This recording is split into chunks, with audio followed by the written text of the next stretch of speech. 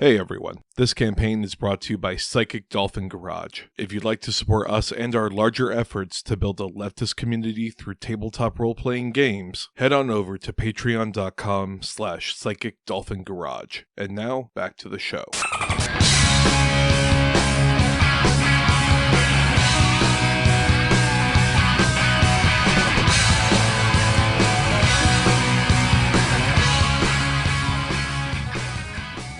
The following is abridged from the official HOP 2011 Wikipedia page, which tells a fictionalized version of the true Easter Island coup of 2010.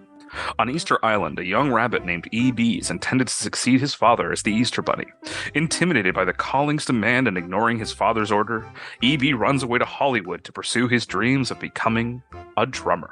E.B.'s father sends his royal guards, the Pink Berets, to search for him and bring him back. In Hollywood, E.B. sees the Berets closing in on him and hides inside a business where our plucky hero, Fred, is having a job interview. Meanwhile, the Easter Bunny's second in command, Carlos the Chick, plots a coup d'etat against him to take over Easter Island. Carlos inspires the Chicks to uprise the bunnies and begin training to become the new Easter Bunny or Easter Chick, but seems to lack the qualities an Easter Bunny needs. As the Pink Berets close in on him, E.B. prepares a decoy to fake his death and leaves for Hasselhoff's show. The Berets see the decoy and, horrified that Fred has apparently killed E.B., capture him and take him to Easter Island. Fred is confronted by E.B.'s father and Carlos. However, Carlos pretends to be upset about E.B.'s deaths, silences Fred when he tries to tell the truth, and seizes control of the Easter factory, tying up E.B.'s father, the Easter Bunny, and placing him and Fred to be boiled alive. We now diverge from the fake news HOP narrative and find ourselves with the true story of the coup on Easter Island. In reality, HOP 2011 is a Hollywood fictionalization meant to legitimize the events of the 2010 coup on Easter Island, in which the US-backed forces of E.B., Ernesto Bonita Bunny, and puppet dictator Fred O'Hare retook control of the island nation after a people's revolution headed by Chairman Carlos de la Chica against the tyrannical Easter Bunny family regime. We fade into a mission briefing room where there are three people already sidled up to a table. A dimly flickering screen lights the front of the room. Why don't we describe our three people waiting in this room? My name is, of course, Colonel Sanders. Many people have heard of my famous restaurant of some kind, but little people know my overall backstory, my tale of tragedy and loss. I've basically been involved in working in CIA operations since I was an Army truck driver back in Cuba. A real fact that everyone should actually go ahead and look up of what happened. So ever since then, I've been working with the CIA and been bouncing around between things, picking up skills here and there, hoping that this one last job will be enough for me to be able to finally make a restaurant to my own. Awesome. All right, who's next? So my character is Brazen Bull, an ancient Mesopotamian warrior king, or so he claims, who was discovered by a squad of operatives during the early leg of the Iraq War. They didn't know what to do with him, so now he lives in essentially an office, a basement office converted into studio apartment underneath the Pentagon. Learned to speak English watching sitcoms, you know? Like, he's just doing great. They send him out on missions because it's like, he can do fire magic, fucking, you know, throw him at a problem, why not? Also, yeah, I should mention, he's an 8-foot tall skeleton with a giant brass bull helmet that is just permanently affixed to his body. So, you know, normal guy. Hell yeah. Also, the table is Kris Pyle. He's not quite famous yet, but he'll make a name for himself one of these days. And he's just like a guy, right? Yeah, Kris Kyle is a... Pyle. He's definitely a SEAL. Legally different. Legally distinct, 100%. He served 4 tours in Iraq. The bad stuff hasn't come out yet. We're contemporary with LMFAO, yeah. No, Kris Pyle was shooting people from the top of the Astrodome. It's very different. Totally different guy. He was recently discharged, honorably discharged from the U.S. Navy, but a SEAL's work is never done. I have an autobiography coming out soon, Commander. Where are you going to be on January 6th, Kris? Alive. Alive, right. So maybe we will learn more about our wonderful adventurers here over time, perhaps in the form of flashbacks or some other definitely not ham-fisted mechanism. We're very professional in the show. Everything's pre-written. We've been practicing our lines for weeks. Yeah, there's nothing that, like, I, a stoned moron, love more than linear storytelling. So, all of a sudden, the door kicks in, and what initially you mistake for some sort of lich or undead, but she turns and you see a trademark blonde hair and "I'm with her" T-shirt on, and of course, for legal reasons, Chillary Hinton walks into the room, Secretary of State. Gentlemen, I didn't want to have to bring you here this way. We've got a job to do, and it can't end up going like the last one. She looks very pointedly at Brazen Bull. Madam Secretary, I promise, I did not know that orphanage was occupied. But why did you take a selfie? You know, the Snapchat thing's pretty neat, huh? Yes, luckily the NSA caught it before anyone else did. Oh, hence my low engagement count. Yes, Brazen Bull. But Madam Secretary, Snapchat's supposed to delete the photos. Oh, we just tell people that. You have no idea how many terabytes of dick pics and other compromising images we have from the people of this nation now. Snapchat was created by the NSA for this exact reason. God. I'm going to tell you what I told the USDA when they were looking into my farms. If you get mad at the fact of looking at a whole bunch of mangled cocks that you don't understand what their purpose is, you just need to get the fuck out. And I'm going to tell you what the USDA told you. Your bribes didn't come through this time, Colonel. So, moving on. I have somebody to introduce you to. And then we have a mission to send you on. You're not the best people I have, but you are the ones most likely to succeed. Oh, you'll think I'm the best. Here, would you like a early copy of my autobiography coming out? No. So... This, and she points to a very clearly drunk, hungover, sort of a man-shaped rabbit. He's got ears, he's got kind of a droopy face, but he's clearly hungover. He's drunk. He's got so many stains on his suit, but he looks like a textbook rich fail son. He's wearing like a Gucci belt, but it's a little bit too big on him. So clearly he's done one of those things where he's punched a hole deeper into the belt to make a new hole rather than just like getting a new belt. But he's done it like a couple of times. You don't think because he's lost weight, you think just because he mismeasured the first time. Madam Secretary, who is this? He stinks like a Turanian. Is that PC? No, Brazen Bull. Well, actually, the Turanians are extinct multiple millennia, so I guess technically you're fine on that one. Okay. Just don't tell it in front of any ancient Sumers you run into. Well, HR said that shouldn't be a problem, mostly. Mostly. So, and she turns, once again, Chillary Hinton, not trying to do any politician's voice here. This is clearly a creation of my own, never based on anyone else. Yeah, Digimon head to the polls. You come up with such unique characters. If it's the Easter Bunny, could it be a shirt that says "still with hair"? Yeah, still with hair. Right, exactly. He's got a sorry for party rocking tank on. He's got that and some shutter shades. Yeah, so he has shutter shades. He does have a sorry for party rocking shirt, but it is under a blazer. So like, he's like, what a fucking asshole. This is the rightful heir to the throne of Easter Island. EB, awesome. Ernesto Bonita. We had an asset tailing him and working with him while he was in the U.S. Unfortunately, that asset, our good friend Fed O'Hare, has been captured and brought to Easter Island. There's been a people's rebellion there, and unfortunately, it's looking very bad for shareholders. I don't know if you know this, but Easter's coming up quick, and 90% of Easter chocolate is manufactured on Easter Island. My God. If we don't get those factories up and running again soon, there will be disastrous effects. And with the election coming up, we can't afford a surge in chocolate prices. Sounds like they need some democracy, Madam Secretary. I agree completely, Mr. Pyle. And that's why we're going to democratically install our good friend, Mr. Bonita here, alongside our, shall we say, asset, Fed O'Hare, as co-chairs of the new presidential democracy of Easter Island. Madam Secretary, I have another question. Yes, Brazen. As heir to the throne of this land, is he not entitled to it by birthright? Well, of course, right. He is. And that's why we think we have to make sure the people democratically elect him. Okay. He does not get it. He doesn't understand what she said at all. Right. We're just going to make sure that the king, the correct hare, Yes. becomes in charge through fair and balanced democratic elections. Free democracy for the world. I'm bored. Colonel, can I have some of your Kentucky Fried Chicken? Legally distinct from any and all actual brands of Kentucky Fried Chicken. Yeah, for anyone wondering, that's spelled K-Y-N-T-Y-C-K-I. Anyway, he, because I assume the good Colonel did bring, a nice lunch for the meeting. Yeah. That one of my items actually is a bottomless stein.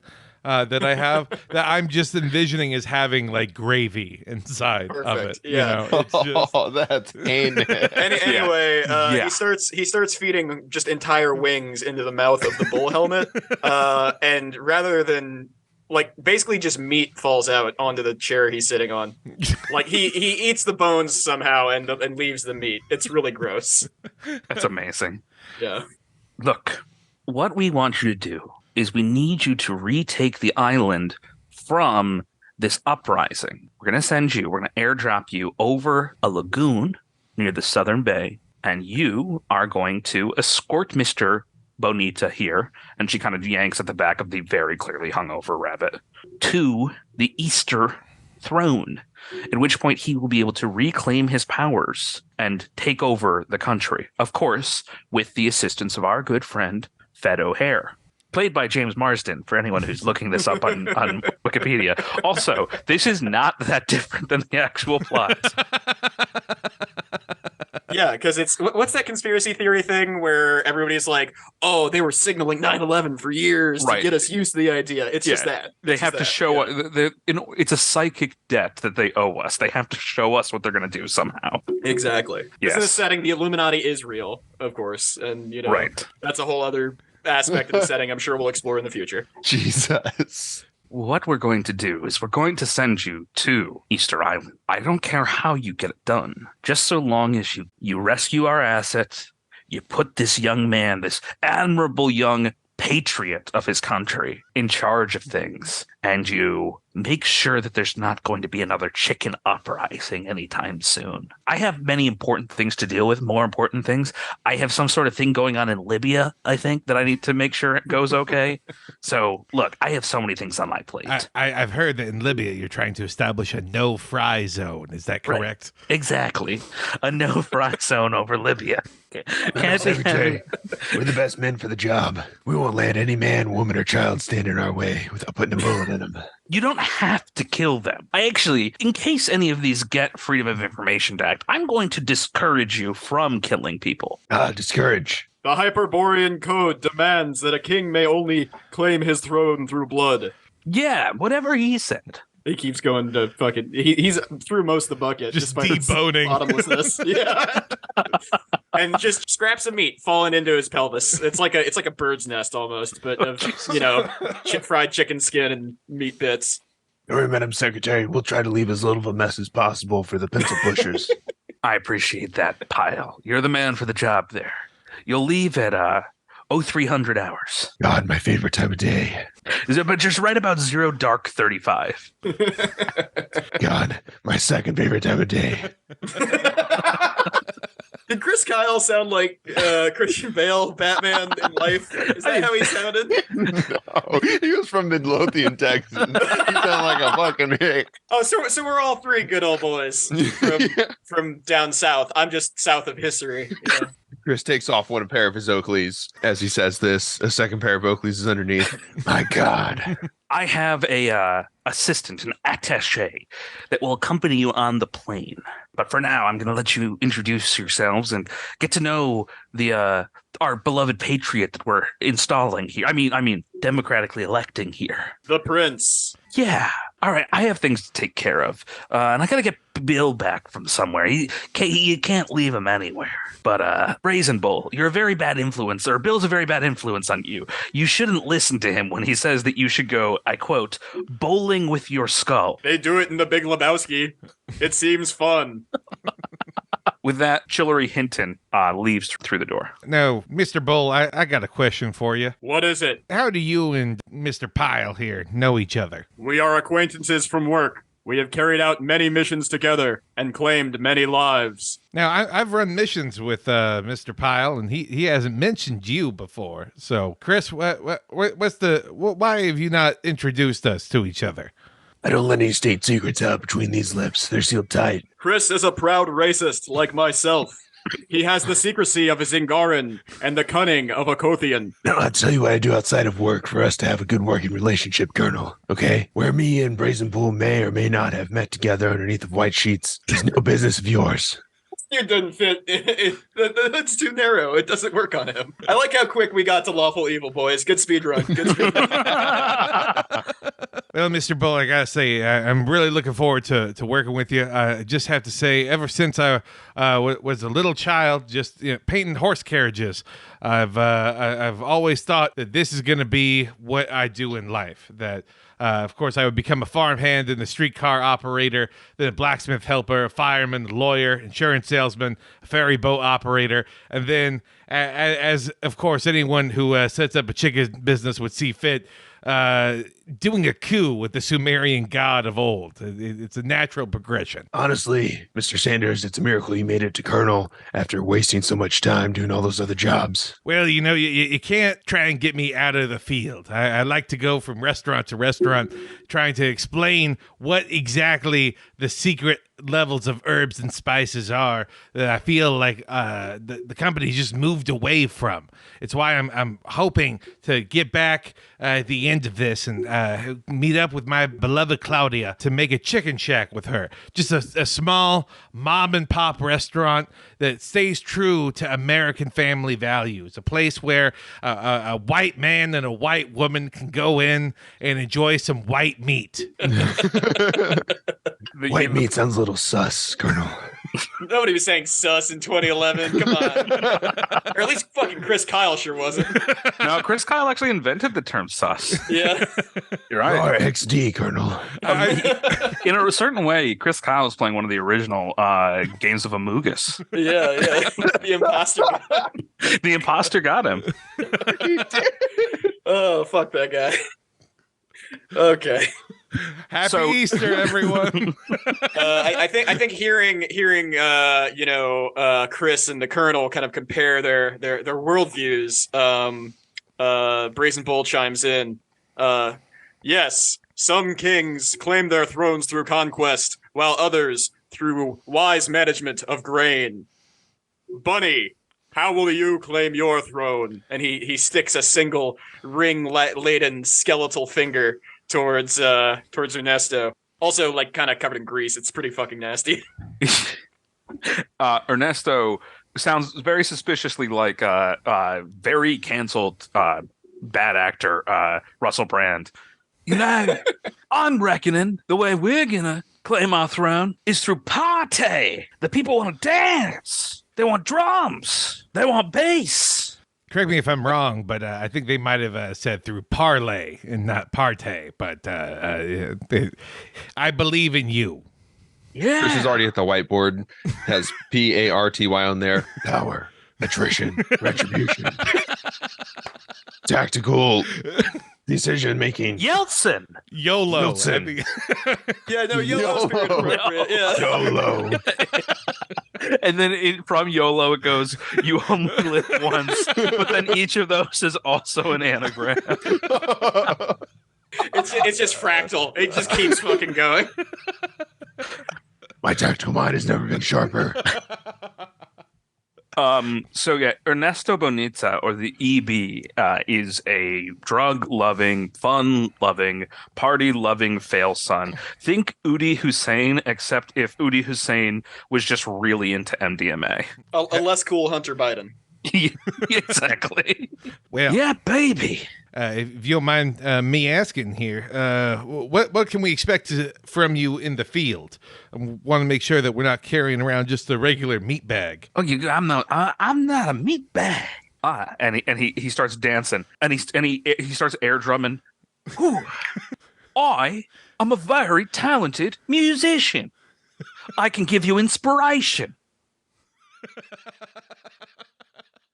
My God.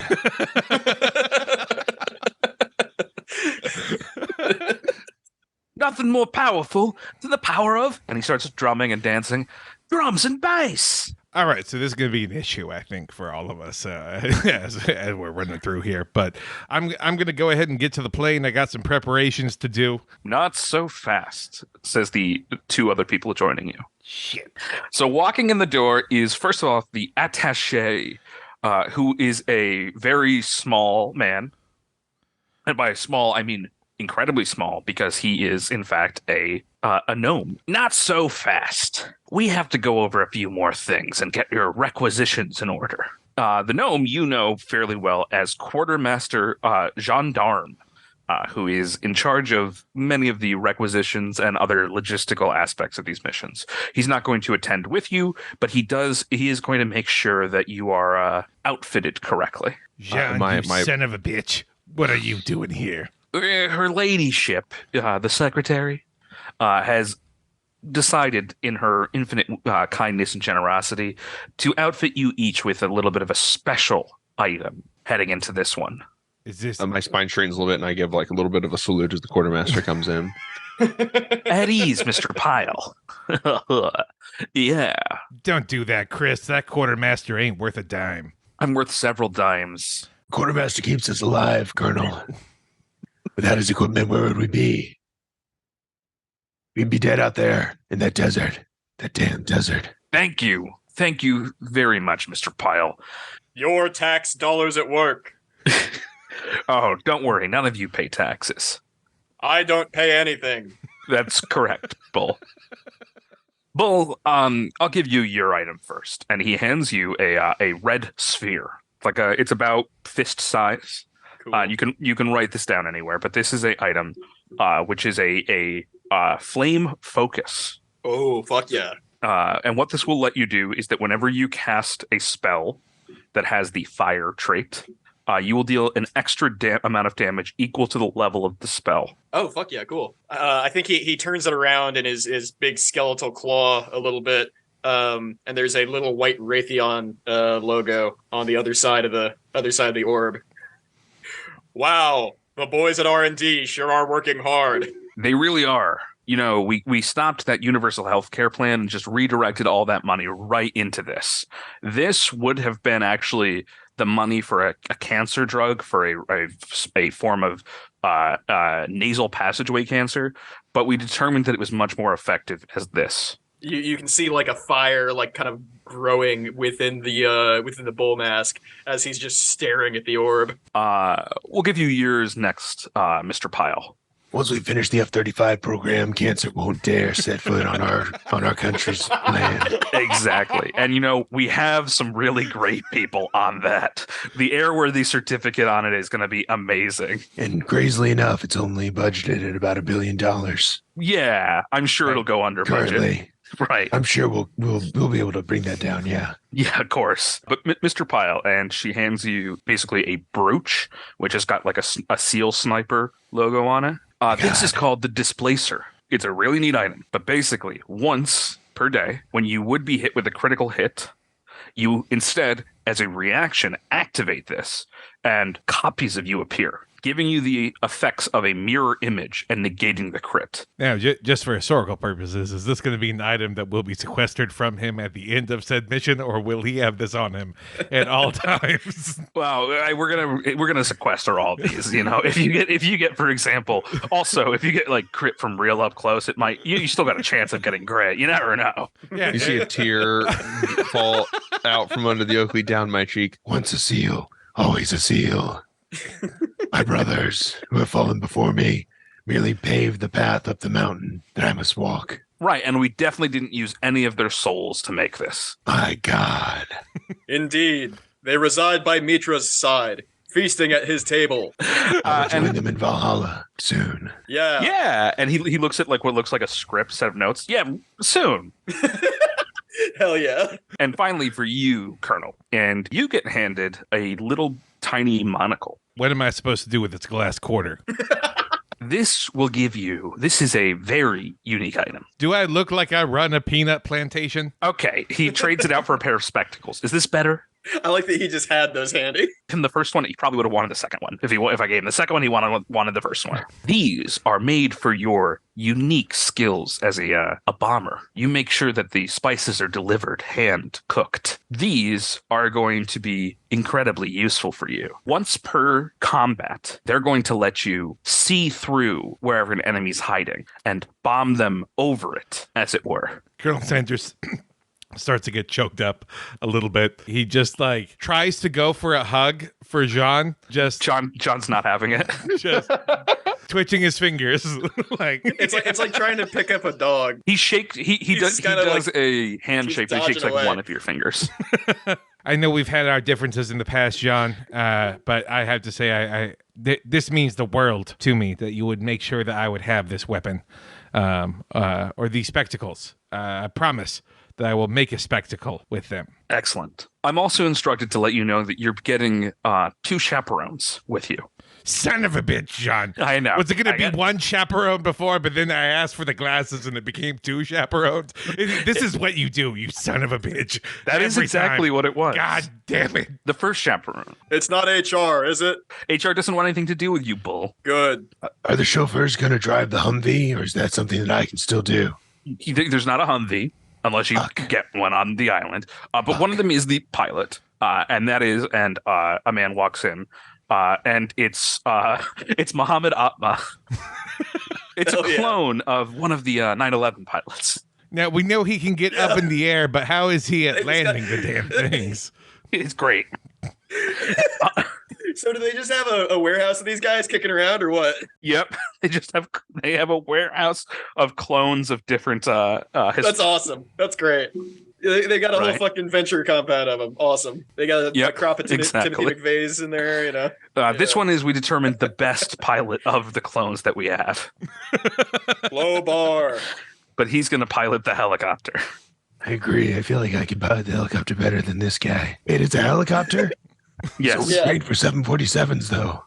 It's actually a very special type of helicopter, one that can come in and leave pretty undetected. It's a wizard helicopter, yes. Yeah. The fucking best wizards at, what's another? Northrop Grumman. War industrial complex company. Yeah, those sounds guys. like a Harry Potter those character wizards. Also, by the way, if you just said that. Not to be confused with the warlocks at 3M. Not to be confused with the sorcerers at Daniel Defense. Different guys. Or the bards, for some reason, at Black Rifle Coffee. And then finally, somebody else steps in, and this person is at first it looks like Brazen Bull, and then it looks like Colonel Sanders. And then it looks like you, Kris Pyle. This is Shift, one of our best operators. And a shapeshifter walks into the room. My back has been to the wall this whole time as new people are walking in. And I my hand like hovers like towards my tactical knife and my webbing that I'm already wearing. So, what's he? They. Oh, come on now. Kris Pyle would not care about gender identity. HR's really been on top of me. It's too early to be mad about blue hair and pronouns. HR's been really on top of me. The Shift is here as a contingency plan in case anything goes wrong. I had my cyanide tooth installed years ago. We need another contingency plan? Well, yes, many. Shift's just here in case, and he gestures at Ernesto. Here, Ernesto, put on these headphones. And Ernesto does and goes, drum and bass, yeah! If for some reason the asset dies, No, we know. Come on. Okay, now. got it. Come on now. You bring in the shapeshifter, you have this obvious fuckhead. Let's do the basic math here. This isn't my first rodeo. Yeah. We can do it now if you like. You know what? We can leave him and we'll just take Shift with us. Honestly, that might work out better for us overall. It's up to you. If you would rather do it that way, that's can have fine. my Can place. Shift Honestly, kill him instead? It feels like that would cosmically be more in line. I agree with with the Colonel. That is the only way to secure the righteous claim to the throne. I would recommend taking both, and then if something happens. I mean, by definition, something is going to happen. Do you want him dead is my point. Is this like the B mission that you have us also running? Like, oh no, please don't have him die. But oh boy, he died. Like, we've done this in 1960, 1970, 1980. Like, it gets a little formulaic at a certain point. Like, the first Saddam, everyone remembers that guy. But the second one, the third one, like, somehow, I think pretty soon, they're going to be different versions of me walking around every couple years. And I think that might be a little harrowing for some people. Let's not talk about any cloning programs or shifter programs we might have that might involve any of you. And he looks to the side just very determinedly.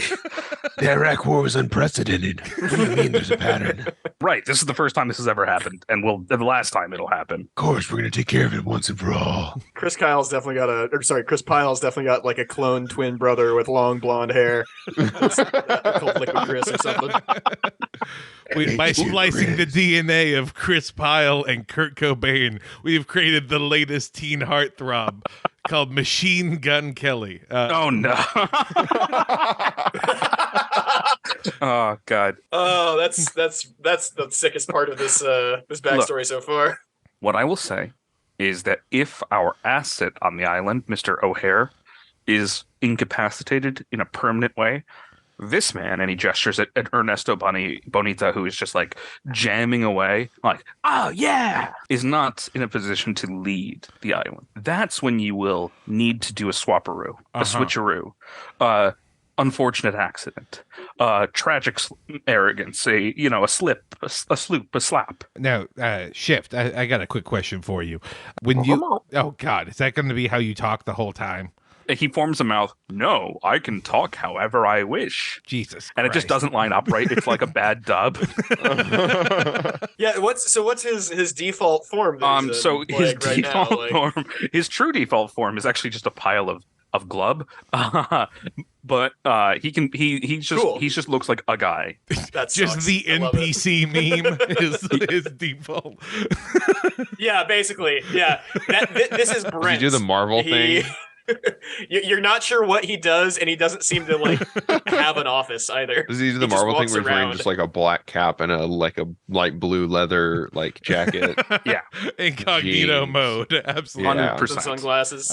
Now, Shift, if things go sideways and we have to decide which is the real you and which is your progeny that has been split in two and gained sentience of its own. This is a problem solved in our ancient myths and legends. Educate yourself. Also, this is the monster that Shift actually is. It's called a doppelganger. A doppelganger. No, you don't have to. Yeah. I will not split into different forms. I'm just going to be this. And once again, his voice is like changing, and his mouth does not quite line up. Feels like we're talking to someone on acid. That's awesome. While we're on acid. Exactly. Yeah. Maybe everyone's on acid, and they're on acid, and the room's on acid. I mean, MK Ultra never stopped. Once again, and his mouth does not line up quite correctly. You just need to know that if I am me, you will be able to activate and tell me who I am with a simple code word. Wonderful. We don't need to know the code word. Thank you, Shift. I really appreciate you being so forthcoming with this information. You pick the code word, you giant bag of fat and gristle. Okay, here's the code word. Kill me. Kill me now. No, Please that's not the correct code word. You cannot use multiple words that very clearly have a very conflicting goal. Code word is, I did not shoot those children. The code word will be children. Fine. Children, not the children. I was going to say Coney 2012 if we were going to go. Coney, there we go. That's a great, timely thing. By the way, Bull, I forgot to ask you, why did your people have that saying about killing both of them if there are copies of them? Archaeologists are finding new things all the time. It's not my job to educate you. Do some reading for yourself. God, is he also like an Obama lib? Just because, the government's good. So the Bull, I president's can't good, just obviously. find the clay tablet and read these things anymore. Back to the British Museum, maybe. You're saying that maybe your people delve too deep, too greedily? That's a different thing. The quartermaster is going to be like, is there anything else that you need from me before I turn you loose? I think Bull just kind of like pushes forward his bucket of his now empty bucket of KFC and just kind of rounds my lunch take with indicates. me. That's the other great thing. And he hands you he's going to hand you a bag of holding. My God. Normally they just give me 6 rounds and tell me to sort it out later. Jesus Christ. Yeah, no, we've requisitioned about 1,000 rounds if you need it. I hope you don't need that many. Oh, I'll use them all. Don't worry. No, My no, manager's no. always told me that if we didn't use all of them, we wouldn't get the same amount next year. Okay, let's cut this to 500. That could have been an entire elementary school in like Ohio or something. I sniff the bag. Can I sniff the bag of holding? This bag of holding is the reason that a town in West Virginia doesn't have clean water. Yeah, you can sniff the bag of holding. It smells kind of like so. The vacuum of space actually does have a smell, and it smells like that. Okay. John, I got a question for you. Yes, Colonel. I need you to please give me, when I get back, the intellectual property rights to the American Basketball Association's defunct Kentucky Colonels team that ran from 1967 to 1976.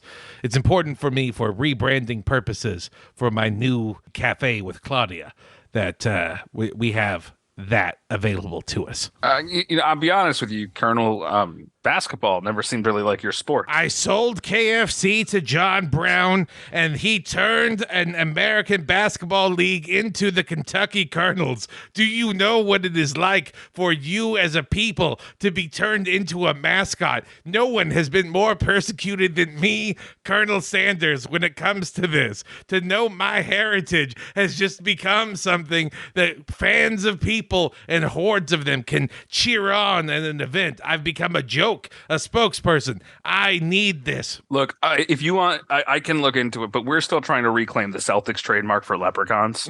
It's been a rough uphill battle. I mean, no one cares what those Knicks are up to. I mean, give them a fucking thing of whiskey and they'll probably trade it away for their own daughter.